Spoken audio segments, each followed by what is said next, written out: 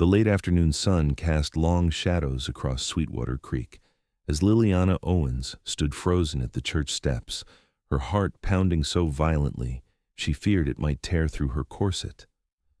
The townsfolk of Redemption had already filed inside for the wedding, but Liliana couldn't make her feet move forward, not into that building, not after what happened there. "Miss Owens?" a deep voice called from behind. "Are you all right?" Liliana turned, her gloved hands trembling as they clutched her small purse. Through tear-blurred vision, she recognized the tall figure of Marshall Scott, his Stetson hat tipped back on his head, revealing concerned blue eyes. She'd seen him around town since he'd arrived 6 months ago, taking work at the Lazy S Ranch, but they'd never spoken more than passing greetings. I can't go in," she whispered, embarrassed by her weakness. "I should be able to, but I can't." Marshall stepped closer, careful to maintain a respectful distance. "There ain't no should about feelings, Miss Owens. Sometimes they just are." A murmur of voices drifted from inside the whitewashed church as the organist began playing the wedding march. Liliana's breath quickened. She'd promised her friend Clara she would attend, but the memories were too powerful, too raw even after 2 years. "Would you prefer to leave?" Marshall asked, studying her pale face. Liliana shook her head. "No, Clara is my dearest friend. I promised I would be here for her wedding. I need a moment. Maybe several moments."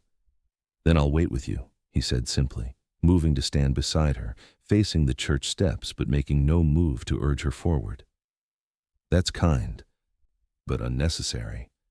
You'll miss the ceremony." Marshall shrugged, his broad shoulders relaxing beneath his Sunday best. "Truth be told, I'm only here because my boss expected all hands to show. I barely know the happy couple." The wedding march grew louder, and Liliana took a step back, bumping into Marshall's solid form. "I'm sorry," she murmured. "No need for apologies." He gestured to a wooden bench beneath a cottonwood tree, far enough from the church doors that the music became a distant melody. "May I suggest we sit? However long it takes."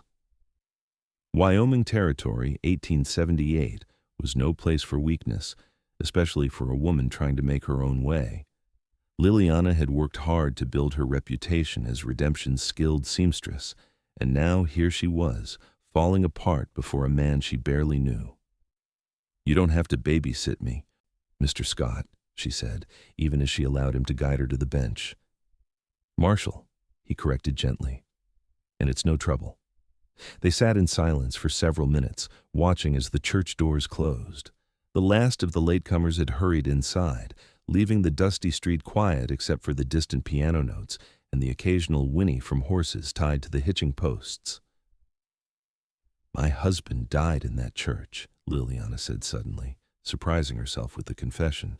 2 years ago, gunshot to the chest, he was reaching for his Bible when a band of outlaws burst in during Sunday service. Marshall didn't respond immediately, and when he did, his voice was soft. "I heard about that incident when I first came to town. I'm mighty sorry for your loss, Miss Owens." "Liliana," she corrected, mimicking his earlier tone, which drew a small smile from him. "Liliana," he repeated, the name sounding different in his low, gentle drawl. Inside the church, the music shifted. The ceremony had begun. "They were after the payroll money from the mine," Liliana continued, finding that speaking about it somehow eased the tightness in her chest. "The mining company had stored it in the church safe overnight. Thomas, my husband, stood up when they threatened Reverend Porter. He was unarmed, just trying to calm the situation." Marshall remained quiet, his presence steady beside her. "I haven't been inside since the funeral," she admitted. "I've tried. Lord knows I've tried. Every Sunday I walk to these steps, and every Sunday I turn around and go home." "Some wounds take more than time," Marshall said. "My pa used to say healing isn't about the passing of days, but about finding the right kind of light to grow in." Liliana looked at him then, really looked at him.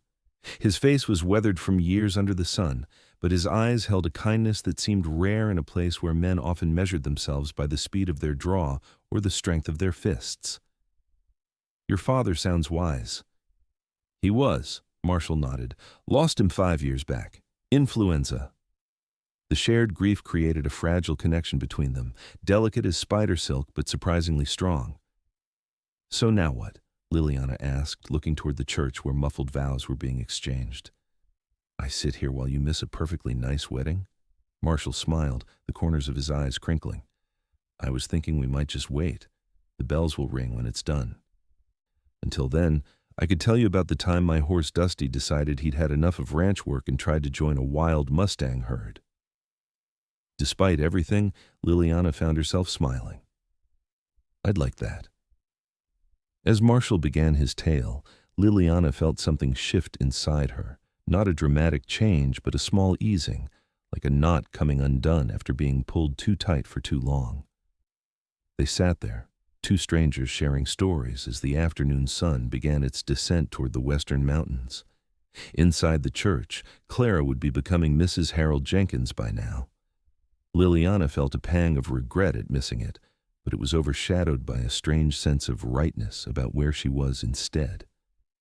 And there I was, covered head to toe in mud, chasing that ornery beast through Mrs. Whitaker's prize-winning vegetable garden, Marshall was saying, his hands animated as he described the disaster. Liliana laughed, the sound surprising her. It had been so long since she had laughed genuinely. What did Mrs. Whitaker do? Chased me with a broom, said I was worse than the rabbits she'd been trying to keep out all season. Their laughter mingled in the afternoon air, and for a moment, Liliana forgot about the church and its painful memories. Instead, she found herself noticing how Marshall's blonde hair curled slightly at the nape of his neck, and how his hands, strong and calloused from ranch work, moved expressively when he spoke. The church bells began to ring, their joyous pealing announcing the completion of the ceremony. Liliana tensed, but Marshall made no move to stand. Sounds like they did it, he said casually. Bound together for life. Yes, Liliana murmured. For life. The words held an echo of her own vows, spoken in that same church 4 years earlier. The church doors opened and people began spilling out onto the steps, throwing rice and cheering as Clara and Harold emerged, beaming and hand in hand. Liliana stood, moving to the edge of the churchyard where Clara might see her. When Clara spotted her friend, her face lit with understanding. She broke away from her new husband for a moment to hurry over, her white dress billowing around her. You came, she said, embracing Liliana tightly. I came as close as I could, Liliana answered truthfully. I'm sorry I couldn't be inside. Clara shook her head, her eyes bright with happy tears. You're here, that's what matters. She glanced curiously at Marshall, who had respectfully stepped back. Mr. Scott kept me company, Liliana explained. He was kind enough to wait with me. Clara's eyes twinkled with interest, but before she could say anything, Harold called for her. I should go. We're having the celebration at my parents' farm. You'll come? Liliana nodded. I'll be there. After Clara rejoined her husband, Liliana turned to Marshall. Thank you for waiting with me. It was unexpectedly helpful. Marshall tipped his hat. It was my pleasure, Miss Owens. Perhaps I might see you at the celebration later? Perhaps you might, she agreed, feeling a flutter of something that wasn't quite grief and wasn't quite fear, something newer and lighter. As they walked together toward the gathering crowd, Liliana realized that while she hadn't been able to enter the church, she had, perhaps, taken a small step toward entering a different kind of doorway, one that led not to the past, but possibly to a future she hadn't imagined for herself. The farm was transformed. Lanterns hung from trees, casting a warm glow over tables laden with food. A makeshift dance floor had been created by clearing a section of the yard and laying down wooden planks. The sounds of fiddles and a banjo filled the air, competing with laughter and conversation. Liliana had changed from her church clothes into a simpler blue dress that she'd finished sewing just last week. It was modest, but flattering, with small embroidered flowers along the collar, a detail she'd added on a whim, remembering how much she used to enjoy pretty things before grief had dulled her interest. She spotted Marshall across the yard, talking with some of the other ranch hands. He'd changed too, though not dramatically. His formal vest was gone, leaving him in a clean white shirt with the sleeves rolled to his elbows. Their eyes met, and he nodded in acknowledgement before excusing himself from his companions. "You came," he said, echoing Clara's earlier words as he approached. "I said I would." Liliana accepted a cup of punch from a passing tray. Besides, Clara would never forgive me if I missed both the ceremony and the celebration. They stood awkwardly for a moment. The easy rapport they'd developed earlier suddenly tangled with awareness of being in a social setting rather than the private bubble they'd created outside the church. "Would you care to dance?" Marshall finally asked, gesturing toward the floor where several couples were already moving to a lively tune. Liliana hesitated. "I haven't danced since, well, in a long time.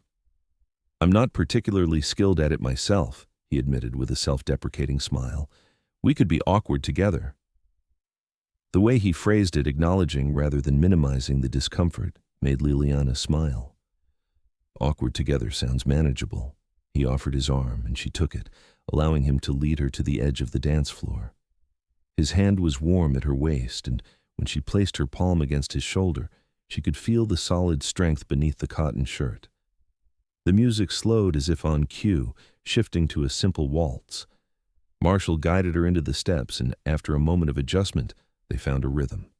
He was better than he'd claimed, moving with the natural grace of a man comfortable in his body. "You lied," Liliana accused lightly. "You dance quite well." "My mother insisted all her sons learn, said we'd thank her someday." His eyes crinkled again. "I reckon today's that day." "How many brothers do you have?" "Two, both older. Still back in Texas with their families. They took over our father's ranch when he passed." Liliana tilted her head curiously. "Yet you came north?" A shadow passed over Marshall's face. "Sometimes a man needs to make his own way, apart from family expectations." There was a story there, Liliana sensed, but it wasn't the time to press. Instead, she shared a bit of her own past. "I came west with Thomas after we married. He had dreams of starting a cattle operation. We'd just begun to build something when the outlaws came," Marshall finished softly. "Did they catch them? The men responsible?" Liliana nodded. "3 were killed in a shootout with the sheriff's posse. The 4th was hanged in Cheyenne." "Good," Marshall said with unexpected fierceness. Then, more gently, "Did it help? Knowing justice was done?" The question caught her off guard. Most people assumed that justice brought closure, but the reality was more complicated. "Not as much as everyone said it would," she admitted. "It didn't bring Thomas back. It didn't fill the empty side of the bed, or silence the questions about what might have been." The music continued around them, but they had slowed nearly to a stop, their conversation creating an intimate space amid the celebration. "What did help?" Marshall asked. Liliana considered the question seriously. "Work. Having to get up each morning and create something with my hands. The kindness of friends who didn't expect me to be over it on any particular schedule. Small things, a sunset, a perfect stitch, a child's laughter that reminded me the world still held beauty." Marshall nodded, understanding in his eyes. They resumed their dance, moving a little closer than before. "And what about you, Mr. Scott? What brought you to redemption beyond needing to make your own way?" He guided her through a turn before answering. "Chance mostly. I was working my way north, taking odd jobs. Heard the Lazy S was looking for experienced hands. The mountains here reminded me of a place my father took us camping once. Felt right somehow." As the music ended, they separated reluctantly. Marshall escorted her back to the refreshment table, where they were soon joined by Clara and Harold. "Liliana!" Clara exclaimed, her cheeks flushed with happiness and exertion. "I saw you dancing." Liliana felt herself blushing. "Mr. Scott was kind enough to offer." "Marshall," he corrected again, with a small smile that suggested it might become a private joke between them. Clara looked between them with evident approval before tugging her new husband forward. Harold, you remember Liliana, of course. And this is Marshall Scott, Harold said, extending his hand. I've seen you working with the horses at the Lazy S. Jonas speaks highly of your skills. Thank you, sir, and congratulations on your marriage. The four chatted amiably for a few minutes before the newlyweds were called away to cut the wedding cake. Left alone again, Liliana and Marshall fell into an easy conversation that ranged from local gossip to books they'd read to childhood memories. As the evening wore on and families with young children began to depart, the atmosphere grew more intimate. Someone brought out a bottle of good whiskey, and the music shifted to slower, more sentimental tunes. Would you mind if I walked you home when you're ready to leave? Marshall asked during a lull in their conversation. That would be nice, Liliana replied, surprised by how much she meant it. Actually, I think I'm ready now, if you don't mind. It's been a long day. They said their goodbyes to Clara and Harold, with Liliana promising to visit the newlyweds once they returned from their brief honeymoon in Denver. Then Marshall offered his arm, and they set off toward town. The night was clear and cool, the stars brilliantly visible above the open Wyoming landscape. Their path was lit by moonlight and the occasional glow from a house window. The town of Redemption was small enough that everything was within walking distance, but Marshall set a leisurely pace that suggested he was in no hurry for their time together to end. Do you mind if I ask you something personal? He said as they passed the darkened general store. You've already heard about the worst day of my life, Liliana pointed out. I don't see how a question could be more personal than that. Marshall nodded, acknowledging the point. Why did you try to go to the church today? After 2 years of staying away, why push yourself? Liliana considered the question carefully. Clara is like a sister to me. When I first came to Redemption as a new bride, she was the first to welcome me, to help me find my footing. After Thomas died, she brought food every day for weeks, sat with me when I couldn't bear to be alone but couldn't tolerate conversation. She paused. I wanted to be there for her important moment, the way she's been there for me. That speaks well of you both, Marshall said. They turned onto Liliana's street, lined with modest but well-kept homes. She lived in a small house near the end, its white picket fence just visible in the moonlight. Will you try again? He asked. To enter the church, I mean. I don't know, Liliana admitted. Today felt like both a failure and a small victory. I made it to the steps this time. And you stayed for the bells, Marshall added. That counts for something. They reached her gate and Liliana turned to face him. Thank you again for waiting with me. Most men would have found it awkward or inconvenient. Most men haven't learned that the important moments often happen in the waiting, he replied, his voice low and warm in the darkness. There was something building between them, a tension like the air before a summer storm. Liliana found herself noticing details, the slight stubble on his jaw, the way his eyes reflected starlight, the clean scent of soap and leather that surrounded him. Would it be too forward, Marshall said carefully, if I asked to call on you properly? Perhaps next Sunday? Liliana's heart quickened. Not too forward at all. Then I'll come by after church. Maybe we could have dinner. I'd like that. She hesitated, then added impulsively, or you could come earlier, and we could try the steps again. Marshall's expression grew serious. Are you sure? No, she admitted with a small laugh. But I think I'd like to try. With you there, it seemed not easy, but possible. His smile was slow and warm. Then I'll be here. Whatever happens at the steps, we'll face it together. He took her hand and, in a gesture that belonged to an earlier, more formal time, lifted it to his lips for a brief, respectful kiss.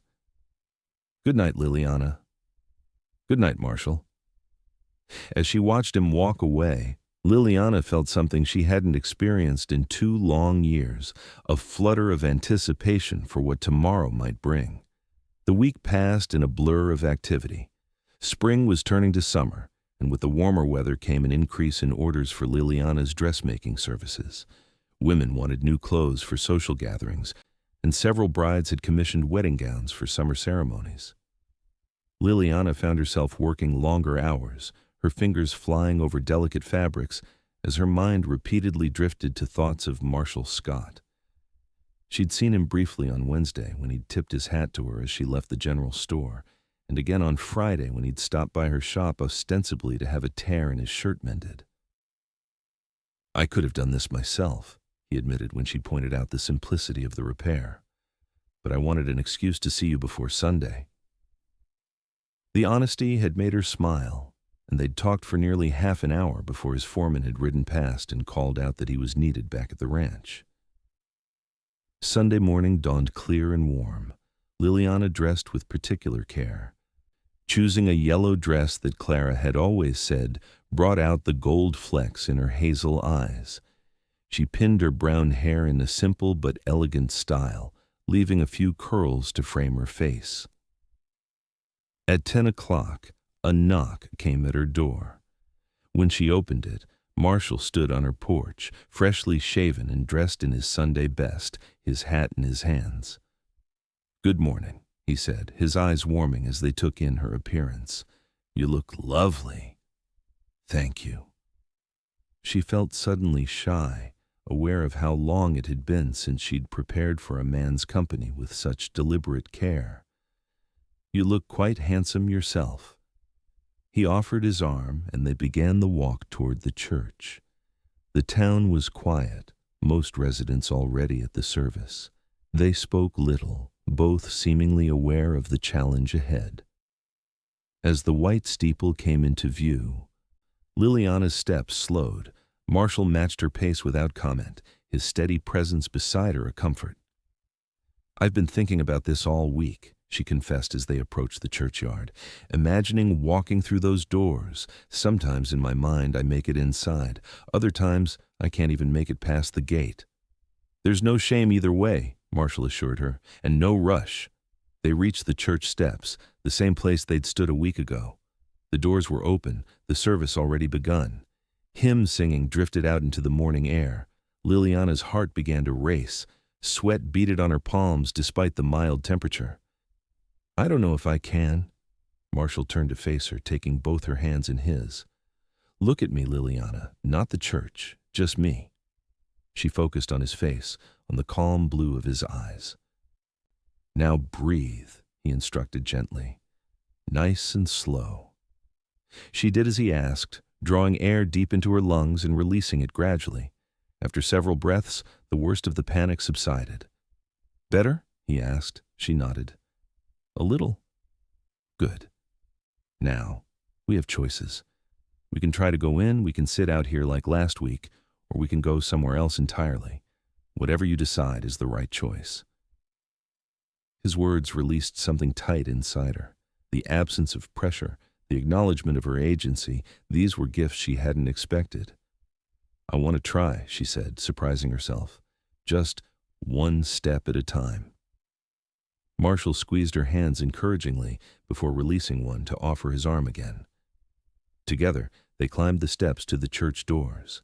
Liliana paused at the threshold, her breath catching. Beyond the doors lay the sanctuary where Thomas had fallen, where she had held his bloodied body as life left him. Her vision swam, the present overlaying with memory. "I'm here," Marshall's voice came low in her ear. "Right beside you." She gripped his arm tighter, anchoring herself to his solid presence. Then, with a courage she didn't know she possessed, Liliana took a step forward. And another. They were inside. The congregation was standing, their voices raised in song, their backs to the door. No one noticed the late arrivals, or the trembling woman clinging to the cowboy's arm as if it were a lifeline. Liliana's gaze swept the familiar space, the wooden pews, the stained glass windows, the simple altar. Her eyes found the spot where Thomas had fallen, now covered by a woven rug that hadn't been there before.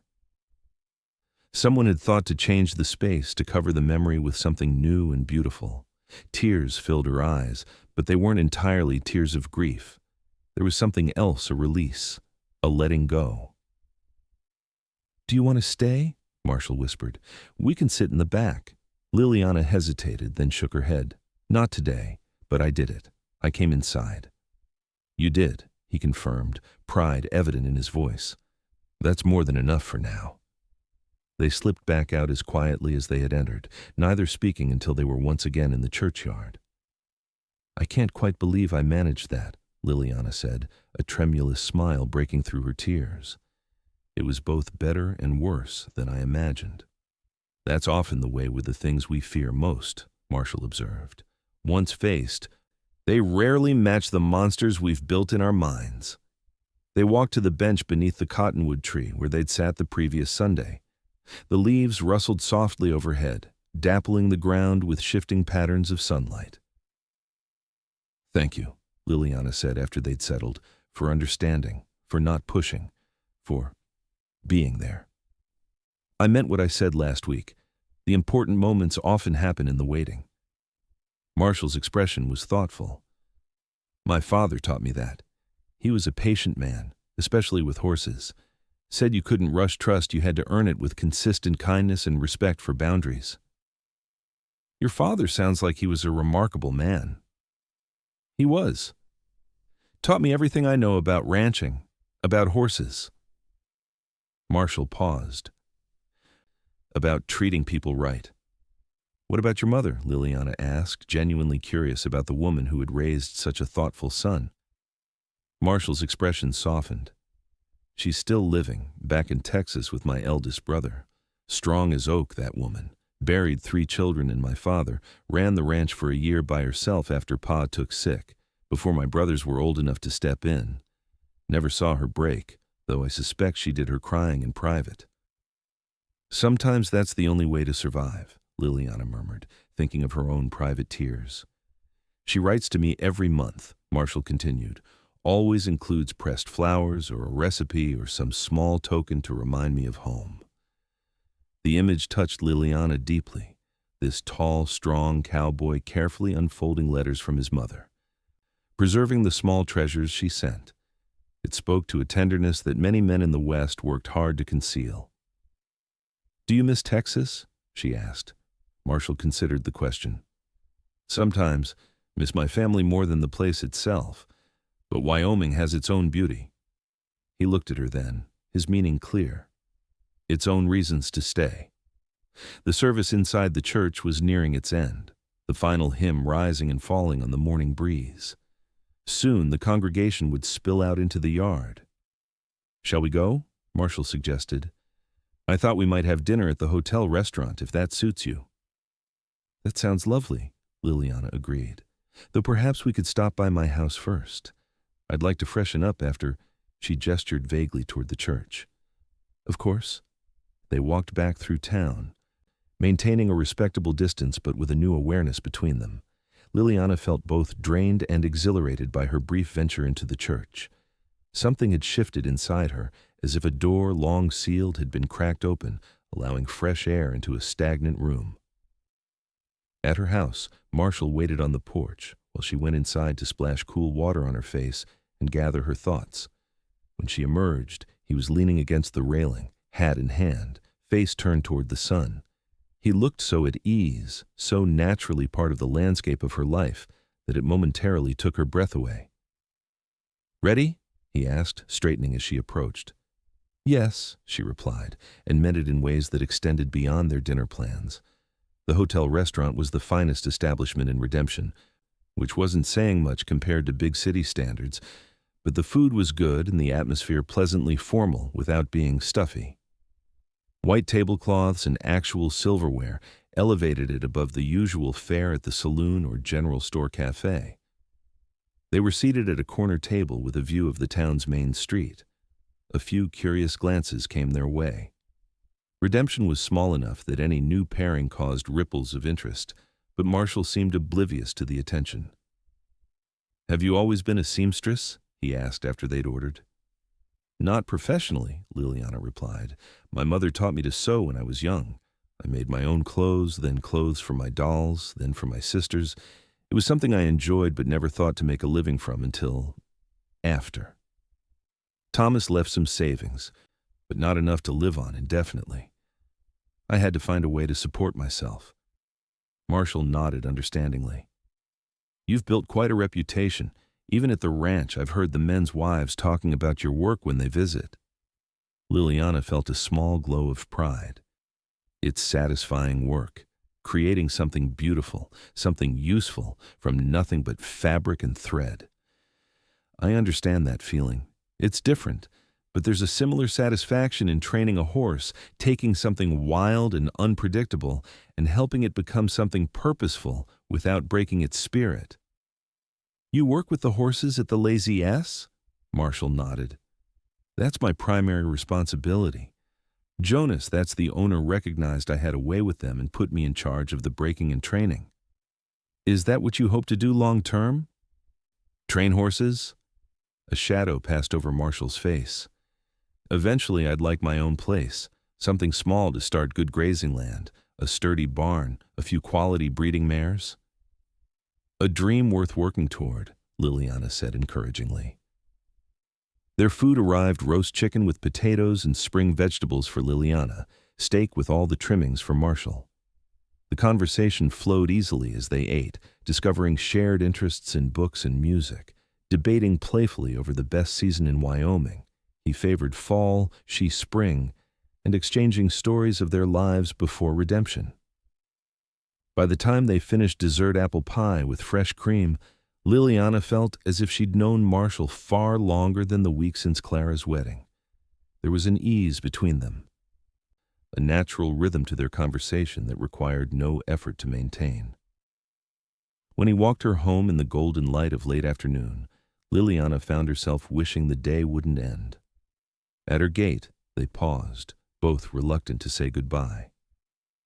"I had a wonderful time today," Marshall said, "all of it, even the hard parts." "So did I," Liliana replied softly. He took her hand, his thumb brushing gently across her knuckles. "May I see you again this week? Perhaps Wednesday evening?" "I'd like that very much." Marshall's smile was warm as he released her hand. "Until Wednesday, then." Liliana watched him walk away, his tall figure silhouetted against the setting sun.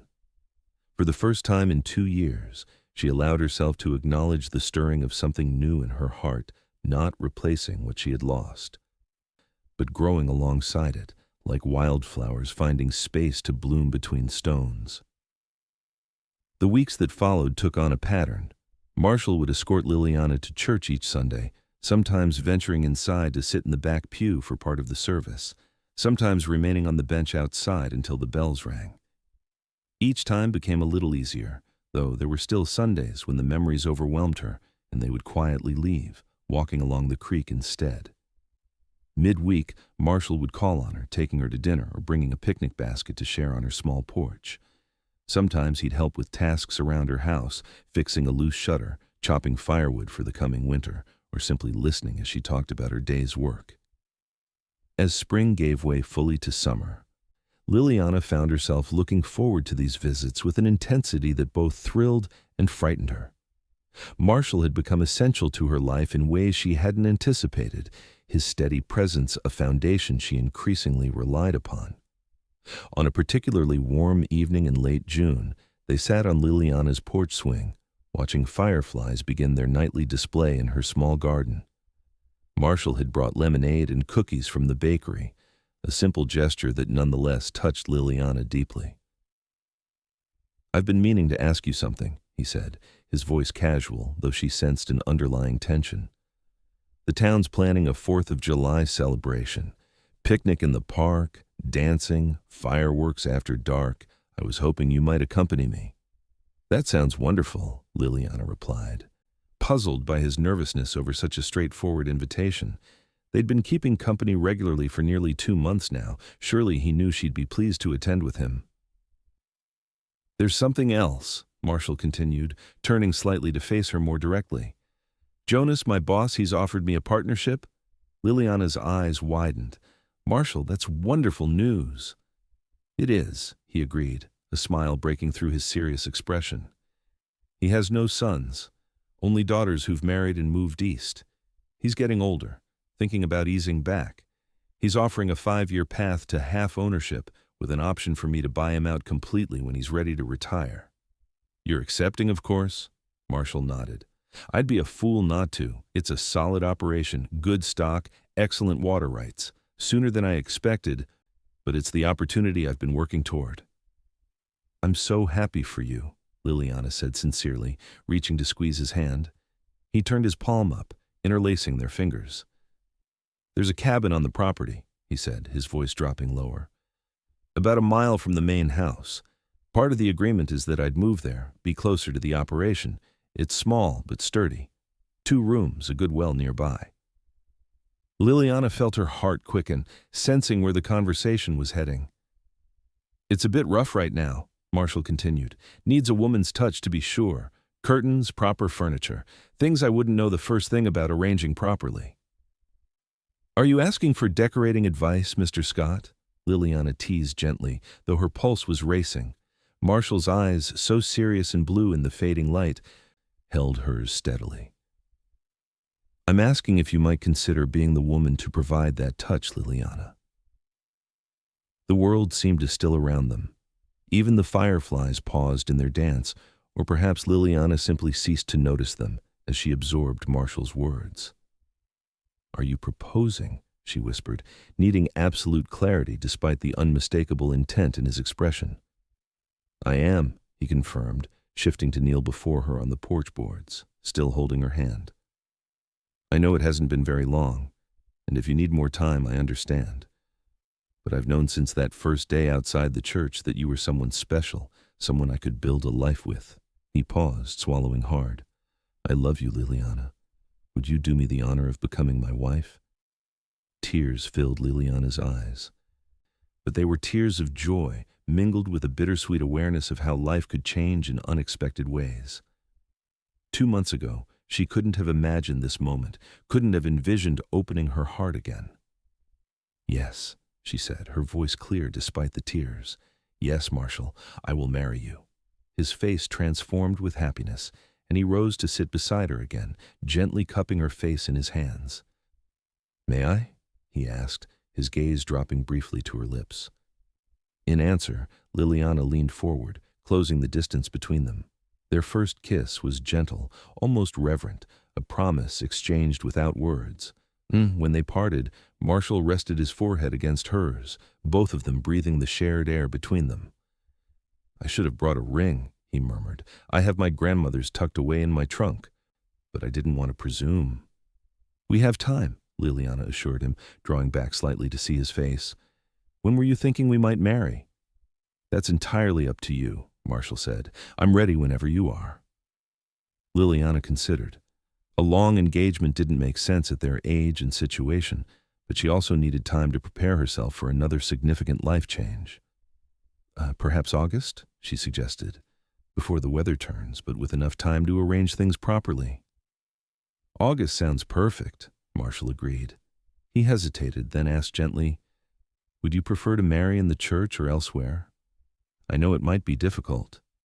The church, Liliana said decisively. I think it would be right. A new beginning in the place where I lost so much. A way of reclaiming it. Perhaps. Marshall's expression filled with admiration. You're a remarkable woman, Liliana Owens. Soon to be Liliana Scott, she reminded him with a smile.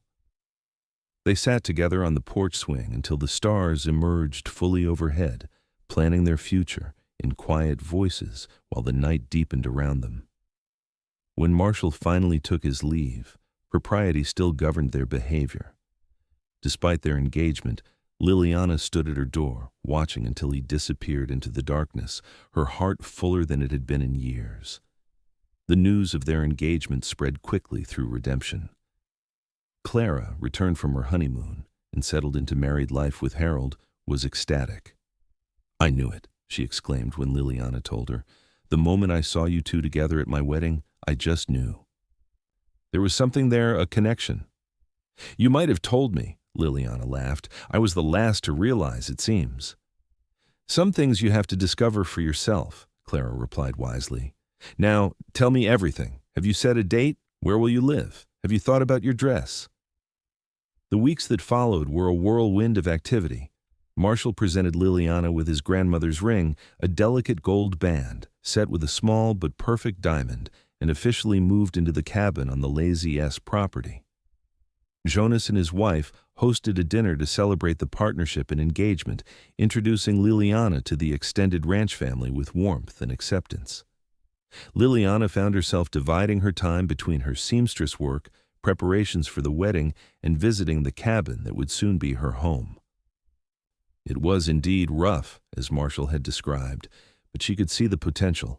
Together, they made plans for improvements: a larger window to capture the morning light, shelves for books, a proper kitchen garden. July passed in a blur of heat and happiness. The fourth celebration was everything Marshall had promised. They picnicked with friends, danced under the stars, and shared a private kiss as fireworks exploded overhead in a cascade of color. As August approached, Liliana began working on her wedding dress in the evenings after her shop closed. She chose a pattern simpler than those she created for her younger clients, but elegant in its restraint ivory silk, with delicate lace at the collar and cuffs, the bodice fitted to highlight her slender waist. Clara visited often, offering opinions and assistance, her friendship a constant source of support. Marshall, meanwhile, threw himself into preparing the cabin for Liliana's arrival. He built new furniture, painted walls, and even attempted curtains, though the results made both women laugh when they saw his well-intentioned efforts. "Perhaps I'd better stick to woodworking and leave the sewing to you," he conceded with good humor. They set the date for August 18th, a Saturday when the weather would likely still be fair, but after the worst of the summer, heat had passed. Reverend Porter would perform the ceremony, and they planned a modest reception afterward at the hotel. As the day approached, Liliana experienced moments of doubt and grief that she confessed to Marshall during their evening conversations. "Sometimes I feel guilty," she admitted one night as they walked along the creek. "As if I'm betraying Thomas by being so happy with you." Marshall listened thoughtfully before responding. "Do you believe Thomas loved you?" "With all his heart," Liliana answered without hesitation. "Then he would want this for you. Happiness, companionship, a future filled with love." Marshall squeezed her hand. "Loving me doesn't diminish what you shared with him. It honors it in a way, shows that you learned from him how to love well, and you're brave enough to risk your heart again." His words settled deep in Liliana's soul, easing the conflict she'd been carrying. "How did I find someone so wise?" she wondered aloud. Marshall laughed. "Not wisdom, just experience with loss. Makes a man think about what matters."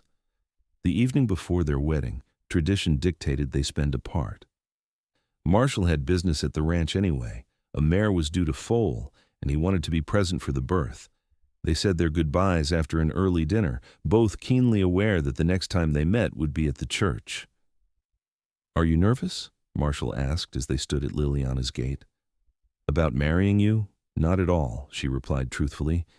"About entering the church as a bride again. Perhaps a little." "I'll be waiting at the altar," he promised. "Whatever happens, however long it takes, I'll be there." "I know," Liliana said softly, rising on tiptoe to kiss him. "That's why I'll make it inside." The morning of August 18th dawned clear and perfect, with just enough breeze to temper the summer warmth. Clara arrived early to help Liliana prepare, bringing fresh flowers for her hair and a small blue handkerchief embroidered with Liliana's new initials. "Something blue," she explained as she tucked it into Liliana's palm. "And new, too." "It's beautiful," Liliana said, touched by the thoughtful gift. "Thank you." As Clara helped her into the wedding dress, Liliana caught sight of herself in the mirror and paused, struck by the transformation. The woman reflected back at her was familiar, yet changed, her eyes clearer, her posture straighter, her expression more peaceful than it had been in years. "You look radiant," Clara said, arranging the simple veil over Liliana's upswept hair. "Marshall won't know what hit him." Liliana smiled, a flutter of anticipation replacing the nervousness she'd expected to feel. "I'm ready," she said, and meant it. They arrived at the church as the town clock struck 11. The building, white and stark against the blue Wyoming sky, no longer seemed ominous to Liliana. Over the past months, with Marshall's patient support, she'd gradually reclaimed it, attending services for longer periods, participating in community events held there, slowly replacing painful memories with newer, gentler ones. Still, as the carriage stopped at the church steps, Liliana felt a momentary hesitation. Clara squeezed her hand in silent understanding. "He's waiting inside," Clara reminded her, "just like he promised." Liliana nodded, gathering her courage along with her skirts as she descended from the carriage. Music drifted from the open church doors, not the traditional wedding march, but a sweeter, simpler melody that she and Marshall had chosen together. Taking a deep breath, Liliana climbed the steps, Clara just behind her with the small bouquet of wildflowers. At the doorway, she paused, allowing her eyes to adjust to the dimmer light inside. The church was filled with familiar faces, friends, neighbors, clients who had become more than customers over the years. But Liliana saw only one person, Marshall, standing tall and handsome beside Reverend Porter at the altar, his eyes finding hers across the space that had once seemed uncrossable.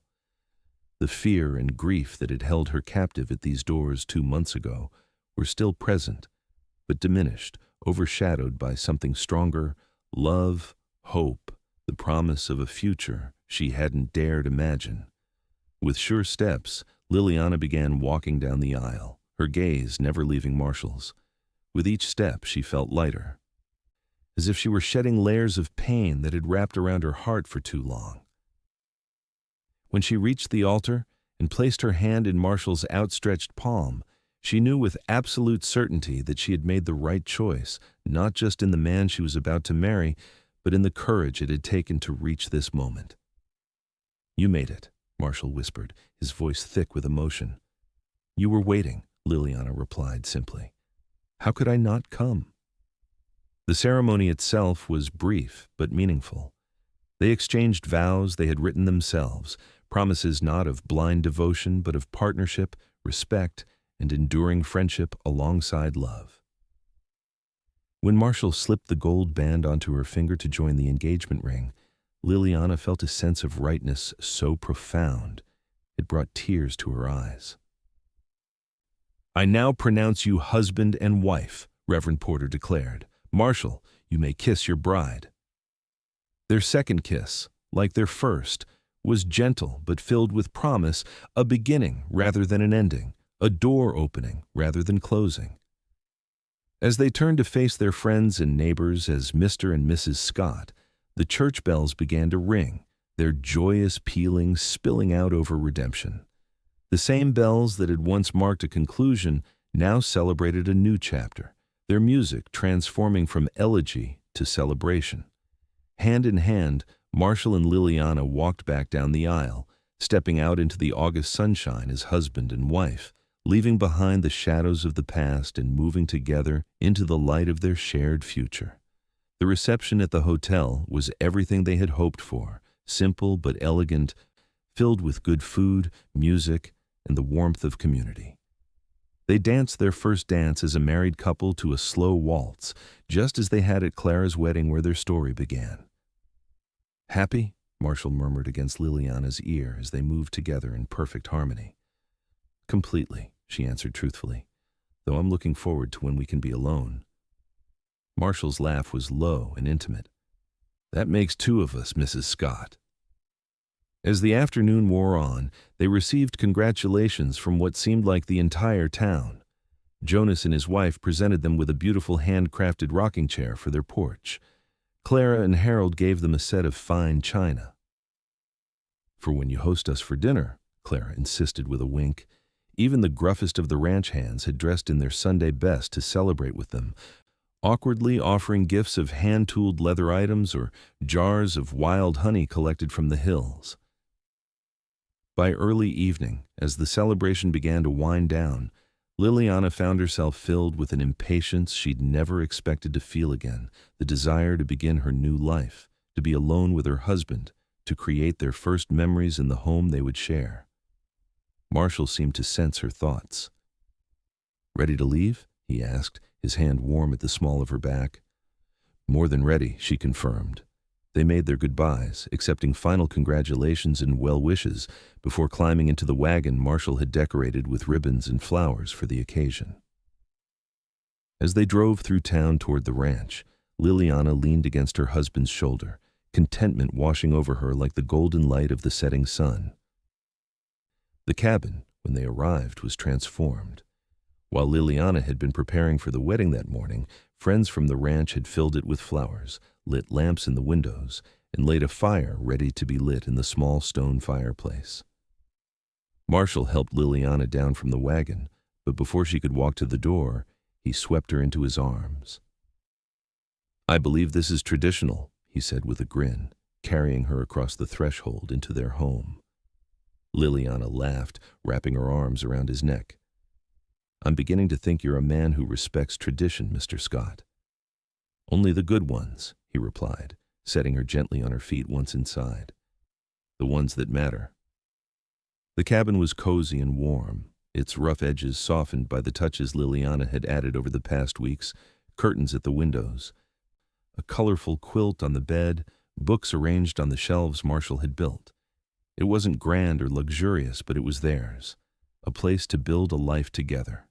That night, as stars filled the Wyoming sky outside their window, Marshall and Liliana discovered each other fully for the first time, their love expressed in the most intimate way possible. Afterward, lying in each other's arms, they spoke quietly of their hopes for the future children, perhaps, a larger home eventually, the continued growth of the ranch under Marshall's guidance. "I never expected to find this again," Liliana confessed, her head resting on Marshall's chest, listening to the steady beat of his heart. "After Thomas died, I thought that part of my life was over." Marshall's fingers traced gentle patterns on her bare shoulder. "Life has a way of surprising us. My father used to say that a door closing isn't the end of the journey. It's just a sign you need to look for a window or maybe build a new door altogether." "Your father was a wise man," Liliana murmured sleepily. "He would have liked you tremendously," Marshall replied, pressing a kiss to her forehead. "Almost as much as I love you." As Liliana drifted toward sleep in the circle of her husband's arms, she felt a peace she hadn't known in years, not the absence of grief, which would always remain a part of her, but the presence of joy alongside it, proof that the human heart was capable of containing multitudes. The days and weeks that followed settled into a rhythm of domestic happiness. Liliana continued her dressmaking, converting one corner of the cabin into a small workroom where she could receive clients. Marshall threw himself into his new responsibilities as Jonas's partner, often returning late, but always with stories to share over dinner.